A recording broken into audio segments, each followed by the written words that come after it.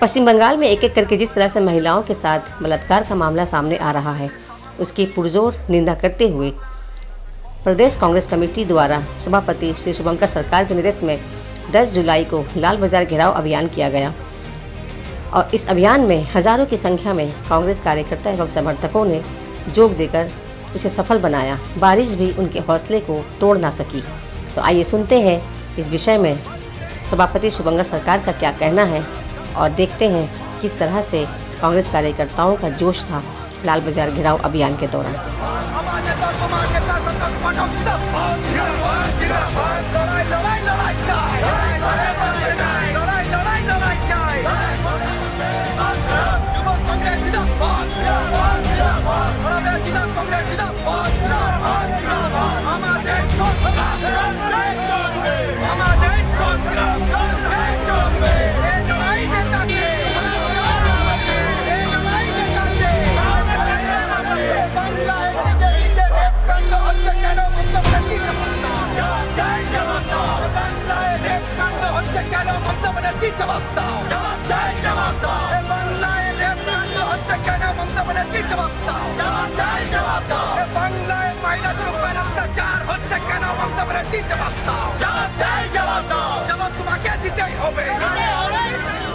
আপনারা জানেন যে অন্য ছোটখাটো নরপিশাচরা সাহস পেয়ে গিয়েছে, তারা এই রকম অপরাধ করা, পুলিশ তাকে অ্যারেস্ট করতে পারল, এটা পুলিশের ব্যর্থতা।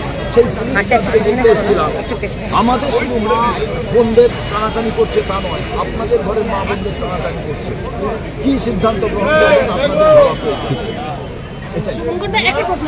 কালকে এসএফআইয়ের এক নেত্রীকে দেখা গেল পুলিশের গাড়ে চড় মারলেন, যখন বন্ধের সমর্থনে রাস্তায় নেমেছিল। এই বিষয়ে আমি তো দেখিনি, আমি খুবই দুম করে দেখলে আমি বলতে পারতাম, কিন্তু আপনাকে আমি বলি আইন কোনো সময় কারুর হাতে তুলে নেওয়া ঠিক না, কিন্তু কিছু চাটুকার পুলিশ অফিসার আছে যারা সরকারের অনৈতিক কাজে যারা সমর্থন করে, কিন্তু পুলিশ যে চাকরি পায় তার যোগ্যতা, অশোক স্তম্ভ এবং খাকি পোশাক, সাদা পোশাক তাদের গায়ে যে আসে কারুর দয়ায় নয়।